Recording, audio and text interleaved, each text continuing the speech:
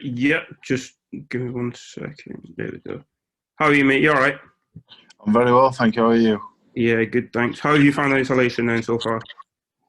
It's just I'm on Football Manager now, as you maybe see where my eyes are headed. I'm good. I've just started as Milton Keynes. So yeah, I give myself a challenge. But yeah, this is just my normal life. All I do is sit in the house playing Football Manager anyway, so it's not really any different. How far are you? How far in are you? I've just started. I'm in 2027 with Man United, but it just felt a bit easy, so I wanted a bit of a challenge, so just mixing it up a bit. You got a bit of a challenge in the ring then, don't you, on Saturday? How are you looking forward to that? Well, I've never. The problem is I've not seen much of him. He's a big man and he's had 19 fights, knocked them all out. You can look at the competition and say it's not great, but he's done exactly what he needs to do with them. So I can't sit here and knock him because he's done everything right. I do feel like the lack of amateur experience and the fact that 21 rounds will cause him major problems because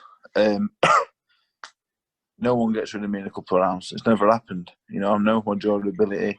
I'm defensively quite cute, and there's no way this fella can get me out there in a couple of rounds. And then I think with his lack of experience, he'll be in big trouble. How difficult is that to prepare for a fight for a guy that you've seen or can see little of? I don't care at all because I want to do what I'm going to do. I'm in great shape. I'm very confident. It ain't going to be much different to what you usually see from me, but I'm just going to do everything a little bit faster. I'll be hitting that a little bit harder. There's not going to be too many differences, but everything's going to be done quicker and better and a bit cuter and everything. And I'm really excited, but I think he's the right opponent. He's going to look really good as long as he don't look too fat when we get in there. As long as he don't look a mess, it's the perfect fight to make me look good. How big a fight is this for you in your boxing career?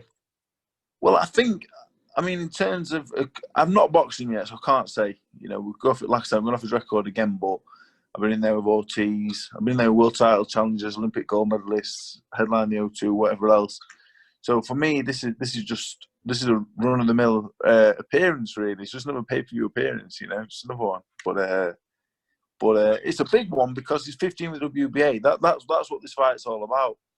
It's about his WBA ranking, and I beat him. I take that. This is my last chance to ever get near world level, effectively. People say I've had enough chances already, but it is what it is. This is boxing, and whether it's my personality or whether it's people wanting to watch me fight or whatever it is, it doesn't matter because I'm here again. I've got another opportunity, and I plan on taking it with both hands. And when I take the WBA world ranking, I'm going to sit nicely on that, and then we're going to get the one world char fight at the O2 for the WBA regular. I've already got it all worked out. I've got to let Eddie know. Oh man, good luck in your Football Manager season as well. Thank you very much, mate. Cheers. Take care. Thanks, Arif. If you pass over to Ron Lewis from Boxing Scene next, please, Ron. Dave, hi mate. Hello, mate. You mentioned him there. Ortiz. Compare yourself now to yourself when you fought Ortiz. How much have you moved on in those years? Well, when I boxed Ortiz, I had 10 amateur fights. 8 of them I had in 6 months, in a spell of 6 months. And then I turned pro. Never went past 6 rounds. I think I stopped 7 of them inside 2 rounds. So I never got any rounds. I never really had any experience at all. And the next thing you know, I'm in there with the first fight that I struggled was I boxed the French heavyweight champion after 17 fights, amateur and pro, and no one really put any thought into that. But that takes some doing, really.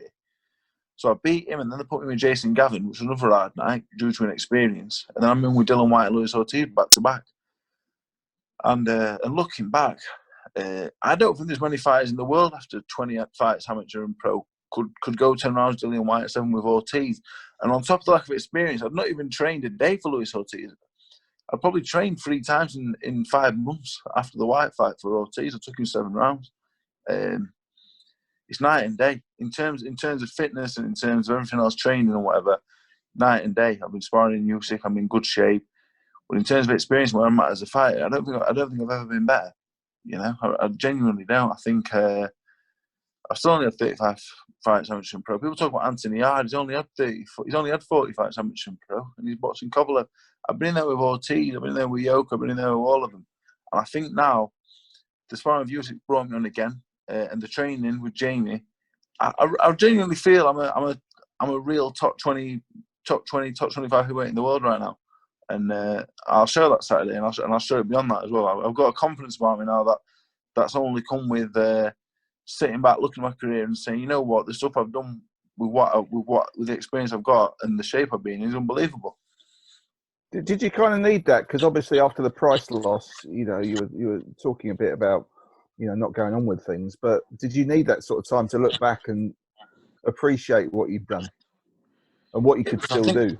Yeah, I think starting my first amateur fight, 18 years of age, and having 10 of them, and then it was hard. Starting out was hard. My first 2 fights, my pro career was 6 2-minute rounds because my manager at the time was like, "You've got no experience, David. Like, this is going to be hard to do anything." In my 6th pro fight, I got a draw with a Bulgarian journeyman. I was struggling. I've always been a great athlete, but fighting in front of people and fighting in front of big crowds and stuff like that, it takes some getting used to. And like I said, when I boxed White, 20 fights in my whole career, it was daunting. The same with Ortiz. The worst thing, the one inexperience I got was Roy Thomas fight, the first one at Bramall Lane. I really struggled with that because that was fight 23, amateur and pro. I'm there at Bramall Lane, my local football ground. It was scary stuff. And I think after the Price fight, it took a while, and I thought, the stuff I'm doing is unbelievable. I don't think there's anyone else in boxing that has achieved the same things. I've not been successful all the time, but the fighters I've been in with and the rounds I managed to take them, and the Lucas Brown winning it win, I look back at it now and I'm very proud of it. And I just thought, why not get in good shape, David, and have a go of it? Because there's got to be a bit of talent there, because pretty much everything I've done has just been on natural talent, really, and that's it. On your first-hand experience, how good's Usyk? He's very good, yeah. Very good. I can always tell when someone's good, because when I spar him, I will learn. I can feel myself learning at the time. That's when I sparred Chisora, and Chisora hit me, and I thought, oh, God, that hurt. And it was shoving me, and I thought, oh, he's strong. But when I sparred Usyk and the likes of Fury, Usyk hit him with a straight left to the body. On the Monday, he hit me with it. On the Wednesday, he hit me with it. On the Friday, he hit me with it. On the second Monday, I hit him with a straight right hand to the body. And I looked at him, and I started laughing, and he started laughing. And he don't understand what I'm saying, but I went, I got that from you. And he kind of looked at me and nodded, and I thought, God, this man is good.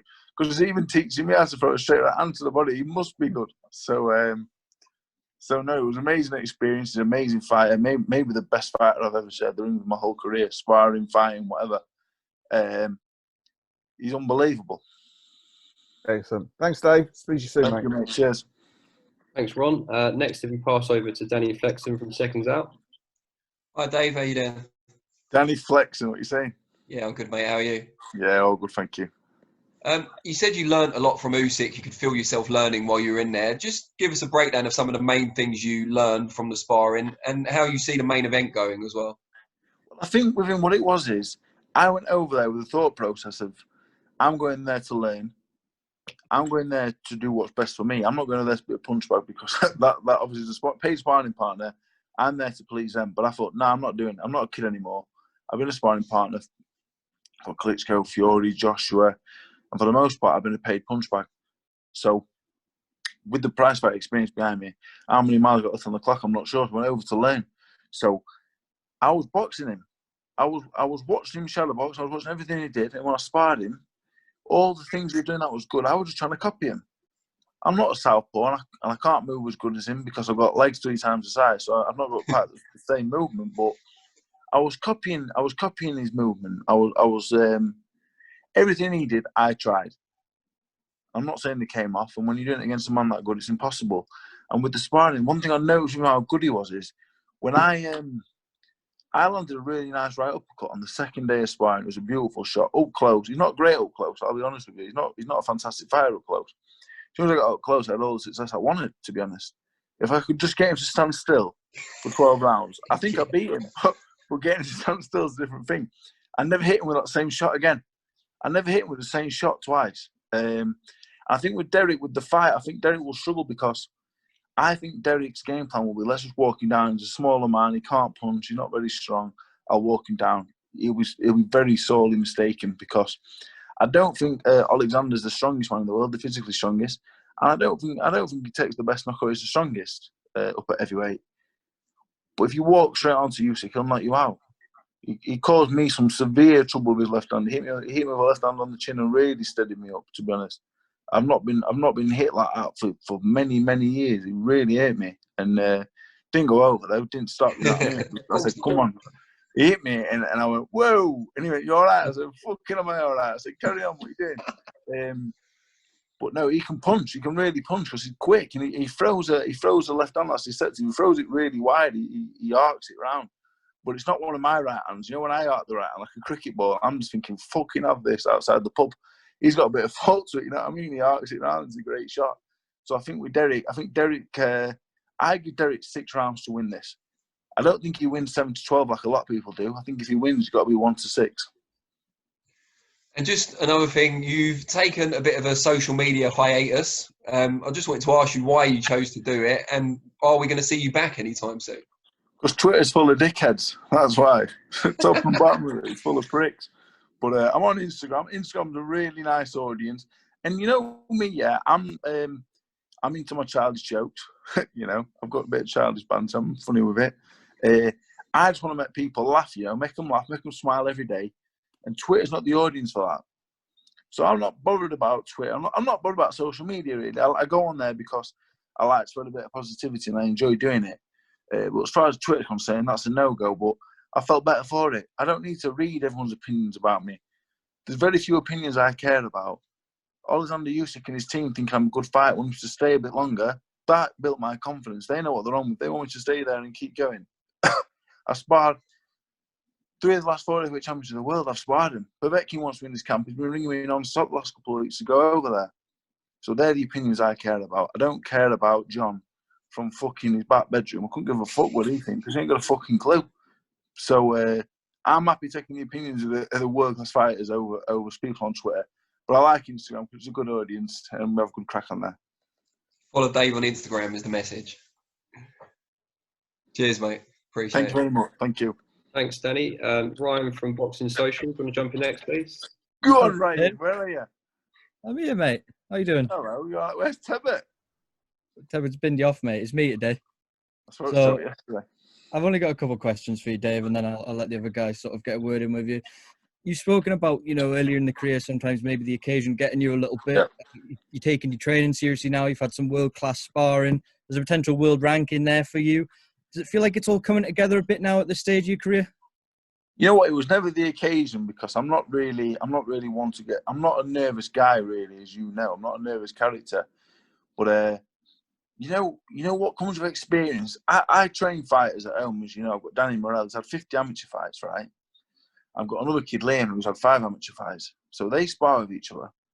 And in terms of athletic ability, Liam's a better athlete, yeah? He can look after himself. He's a bit bigger than Danny. So for 2 rounds, it's always close. For some reason, in the 3rd and the 4th, Liam's gone, exhausted. And that's the experience. And that's what I've suffered with. I've been a great athlete, which I have. Underneath the fat, I was a top-class track and field. I was a good footballer, a lot any sport. But experience is key. If you're not experienced with anything, you'll be knackered. You know, I've not played football for years. I couldn't go and play 90 minutes now because I'd be knackered. Because that experience and the doing it over and over and over again, that's where you get. It's not fitness, it's stamina. I've not had boxing stamina, you know. It's not that I've been a fat bastard either. That's definitely not helped the fitness. But experience is key. So I think that's been the problem for me. And I think now that I've got, and you know what? I started to get a bit of experience. I was doing the 10 with White, 10 with Yoka, 7 with Ortiz, 12 with Thomas. But I never had confidence in the experience. But now I do. Saturday night, I'll go in the ring and I'll go, you know what? I've gone 12 with Thomas, 10 with Yoka. I've done the rounds. This one's done 1 and 2. So instead of bottling it, putting my hands up and just think I'm going to fucking fill you in eventually, I'm going to go, you know what? Let's box. Because I'm a boxer. I have a 25 pro fight. I box for titles. I box world-class men. Come on, Christopher, you big fat bastard. I will box your head clean in. And that is what we're going to do. And that's the confidence that I've got now. I'm so confident. I'm an experienced pro. So my dad the other day, my dad had 30 pro fights and he's talking to me. I said, listen, I've got 25 pro fights, yeah? I said, I boxed them all. And he went, yeah, you're right. I said, well, why don't you just go out there and box like an experienced pro? I said, I think I'm going to. So I'm over the moon. With experience has come I've got a real confidence about me. We always say with heavyweights, you're only ever a couple big wins away from a big fight. A world ranking comes with this, as I mentioned. You'll be number 15. How big an incentive is that for you, Dave, at this stage of your career? A world ranking? Well, I'm 2 fights from Joshua if I win Saturday night. You know what I mean? We're back there again. But the world ranking, that's what this fight's all about. Because to be honest, Lovejoy, we don't know anything about him. As always, people have been saying, why is Dave Allen on pay-per-view again? Every time I fight anybody, it captures the imagination. Again, everyone wants to watch me and Lovejoy now. If you look at the Instagram and you look online, you don't look at Twitter, don't look at YouTube comments. Everywhere else, yeah, everyone is buzzing for this. I think it's 2 big lumps, yeah. On the outside looking, it's 2 big lumps with big gobs, and they're gonna have a go at it. We're gonna have a go at it. So any fight I'm in, it usually sells. It usually gets attention. Lovejoy says he's got 5,000 followers off the back of the fight being announced. I said, you're welcome. But I'm in an excitable mood. And yeah, so I can't remember what the original question was. But yeah, no, the top 15 ranking. Yeah. Am I going to be world heavyweight champion? While Fiona and Josh are about, you're struggling to see it really, aren't you? But there's no harm with getting a world ranking and getting some big fights. And I think, as I said earlier, I think right now as a city, I'm the top 20, 25 heavyweight in the world. And I think with a couple more wins, I think I can be a legitimate top 15 man before my career's over. Only a couple more from me, Dave. You've gone from being an underdog against Christian Hammer to now being a significant favourite against an opponent we haven't really seen anything of. Has the mindset changed at all? Has anything changed? Well, you know, when I was watching Hammer, I was really nervous because Hammer's a really good fighter. I'm not saying Lovejoy is not, but Hammer's tried, tested, proven. It was a really hard night. I was going 10 rounds for definite. It would have been a real test of this newfound confidence of my experience and doing. I'd have had to be on my A game, and maybe that would not have been enough. Because I think Hammer's a real top 15 man. Like I think he is. You know, if you're not top 5, top 10, I don't think you're beating him, and you're not even stopping him if you are at this point. So Lovejoy, he could be anything. There's a bit of trepidation because I'm sure he can punch. He can definitely punch. And I'm not stupid enough to think, you know what, I'll just walk straight through him because he might not be very good. Because people online are saying that he's only been knocking out useless fighters. But I'm not daft, you know. I'll go in, I'll have a look at him, and if he's no good, I'm pretty sure I'll take him out with no fuss whatsoever. Because people say Dave Allen's no good. Well, what I can tell you is if they're no good, they'll get took out with no fuss at all. And if you know better than decent, I'll beat you. So we'll just have to see Saturday night. I know about as much about him as you do. All right, Dave, I'm going to pass you on to the other guys. Good luck with the fight and good luck with the new football manager save as well.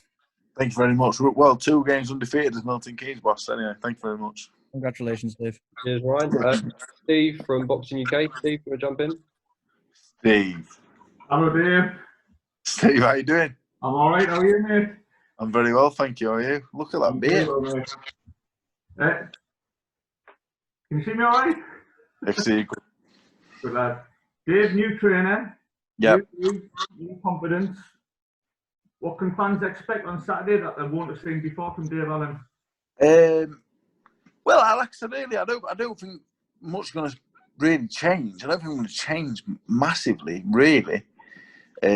But everything a little bit faster, a little bit quicker. It's the confidence. I think I've always had the talent, always had the athletic ability, but I've never had the mindset with it. And I credit Jamie for a lot of that. James gave me a lot of belief. Darren Barker told me in the gym, you can be any heavyweight in the world, David, if you're on your top of your game and you go in there and you do everything correct. And for this fight, you know what? It's not been perfect.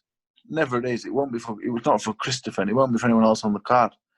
But I've never felt as good as this. I've never felt as confident. I've never felt as physically good, mentally in a better place. So I'm over the moon. I'm over the moon with it. I just can't wait for Saturday. Good man. Last time we spoke, Dave, you said, I promise I'll headline the O2 again. Yep. Being serious, mate. Now that it's 4 days out, this must mean an awful lot to you. Yeah, I do think I think this fight, winning this fight, I think could set me up to headline the O2 again. Gives me a world ranking. I'm blessed to have a massive following. Headline the O2 before. I think beating Lovejoy, it's not about beating Lovejoy. This is not about beating Christopher Lovejoy. It's about being a number 15 frank heavyweight with the WBA. That's what this fight is, you know. I'm not overlooking Christopher Lovejoy at all, because there's nobody in the world right now that is more wary of him than me. You know, other people will look and say he's no good or whatever else. I'm looking at him thinking, I'm only looking at the positives of him. I don't look at negatives. If I just look at the positives, you know, because the negatives, I've got the experience now where any negatives, I'll find them in the ring and I'll expose them. But the positives are what I've got to look at. I know what I've got to worry about. So, so there's no overlooking him, but it's nice to be excited. And I'm excited. It's been a long time since I've been excited about boxing. So it's a great feeling. And this week I'm going to really enjoy it. Good man. Last one for me. I interviewed Christopher on Sunday night and asked him for a prediction. And he said, no doubt he's going to knock you out in the second round. Yeah. I presume you don't agree. So how do you think the fight's going to go, mate? Well, if he knocks me out in the second round, I'll be amazed. I think it comes down to experience. You know, I'm sure this fella with another 20, 30 fights as an amateur or a pro, it will be a different proposition altogether. But he's not. So be very interesting. But I don't see any way that this man can beat me, because I don't think he's that good. Do you want rounds, or do you want to knock him out? I'm not bothered, mate. I'd be very surprised if this man stands up to me as soon as I hit him. I expect it to be over as soon as I hit him, in all honesty. Good man. Dave, best luck on Saturday, mate. I'll speak to you soon. Thank you very much, Steve. Cheers, mate. Thank you. Thanks, Steve. I think we're time for 2 more before we have to let Dave go. If you pass over to Jonathan first, and then we'll finish with Charlie. Hey Dave, John here from Pro Boxing Fans. Hello, John. You all right, mate? Yeah, not bad, thanks. When you went over to the Ukraine and sparred Usyk, how does it compare to the guys you've sparred in the past, your likes of Tyson Fury, Joshua, Klitschko? I know you said he's probably the best you've been in, but what were, briefly, the key differences? Well, I don't like flying, for one. So when I sparred Joshua, I was a 20-minute drive away. When I sparred Fury, an hour drive away. Sparring Usyk, it was a 7-hour trip with a 3-hour flight, so I weren't really best impressed with that. But in terms of the boxing, if we're talking just purely boxing, the difference between Usyk and the other guys are he's not really an heavyweight. For me as a fighter, what I struggle with is speed. I struggle with speed and good feet. If you're fast and you've got good feet, you're going to give me a lot of problems, to be honest. Because the way I fight like I was always taught, and I'd still try and fight like a fight from back in the 50s and 60s. Slow feet. My hands aren't necessarily the fastest, but I try. But I've got that style. So for me, Usyk's a nightmare stylistically, which makes him seem to me better than the others. Him and Fury, there's nothing between them. But the only difference is the size difference. You know, Usyk moves like a middleweight, where Tyson moves like a light heavyweight. You know, they're both elite, and they're both the 2 best fighters in the world. They could be the best pound for pound in the world. I'd put them 2 with Crawford, Lomachenko, Lopez, and a few others. You know, Canelo. That's how good I believe them 2 are. I think Usyk and Tyson are a few levels in terms of boxing ability in front of everybody else. But Usyk, he just did everything so much neater than everybody else. He moved so much better than everybody else. His reflex was so much better than everybody else. But again, that comes down to the fact that he weighs 4 or 5 stone less than Tyson, 3 stone less than Anthony, and a few stone less than the others. So with that weight differential, which means he moves a little bit better, means he won't take a knock as good, which means he won't be as physically strong, which means he's not as heavy-handed, even though he probably hurt me more than the others. So there's so many different things, and you could ask someone else that sparred all 3, and he would probably deal with Usyk better than the other 2 because his style would be more suitable. So you could ask me who's the best, but you could ask someone else. They give you a totally different answer. But what I can say is, if we're talking about them 3, the best heavyweights in the world. All 3 are absolutely unbelievable, but they're all very different in their own ways. And just sort of lastly, because I know there's a few other people waiting, moving to Jamie Moore, Nigel Travis, that setup. What have you, in the brief time you've been there, I know you've been in Ukraine, haven't been there long, what have you learnt most? And secondly, you've always said you've performed in sparring with the guys we've mentioned, but you found it difficult on fight night to truly show that. Do you think under Jamie and Nigel, that's what's going to happen? I think the difference with Jay is what Jamie's done for me is just giving me confidence. I've got confidence. Usually, when I'm in any kind of fight, whether it be Nick Webb, Luis Ortiz, Dillian White, anyone, or a 4-rounder against a junior at the start of my career, I would just panic. I would just say, I need to get in there, and I need to get rid of him ASAP. Because if I don't, I'm going to gas out. That's what I would think. I'd be scared to death. I've never been scared of not being good enough. I've never been scared of anything other than the fact that I just couldn't do the rounds. And Jamie's just instilled so much confidence in me. I just feel like a different person. Not even boxing, just a person. Because I've always been known to be very loud and brash, but really, I'm a very shy, quiet kid. And with the boxing, it's been the same. You know, there's been a lot of hot air and bluster, but inside there's been so much doubt. And I think Saturday night, I'm really hopeful. And for the first time in my career, I'm not even hopeful. I'm expecting that I will perform.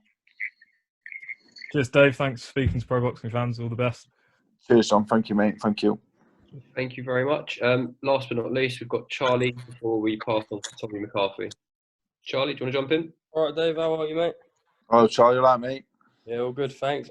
Just one thing that I want to pick up on is Christopher Lovejoy said on his Instagram live that he's going to weigh in at £350 for this fight. His last fight, he weighed, well, we can't take the weights out of Mexico too seriously, but 236. It could have been but 270, but let's say he's £100 over. You say the person that's going to give you the most trouble is someone who's light, quick on their feet. This man, if he does come in at £350, is not going to be quick on his feet unless he's a freak of nature. What do you make of him coming in at that? Well, the heavier the better for me. Like you say, he's a big man. He's about 6'5".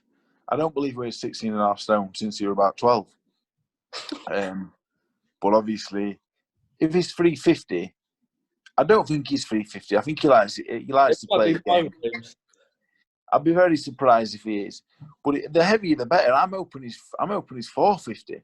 You know, the slower the better. Because I've always been a believer that anyone in the world that will stand with me, I will beat. And someone that's done 21 rounds as a pro that weighs over 20 stone, I don't see how he gets out the first round with me, to be honest. And that's not me being overconfident. That's me looking at it for what it is. He's done 21 rounds. He's never been in with anybody, any good. Looking at his record, he doesn't last a round with me. I'd be very surprised. And if I don't stop him, you know, people say, "Oh, well, it'd be a good result if you beat him." If I don't stop him, then I don't deserve to be anywhere near the top 15. I don't deserve to be anywhere near the top 50 if I can't stop him. Because looking at it for what it is, he's a novice pro. All the pressure's on me, and I don't mind it because I think he's way out of his depth. Brilliant. Thank you very much, mate, and all the best come Saturday. Cheers, mate. Thank you. Thank you very much to Davison.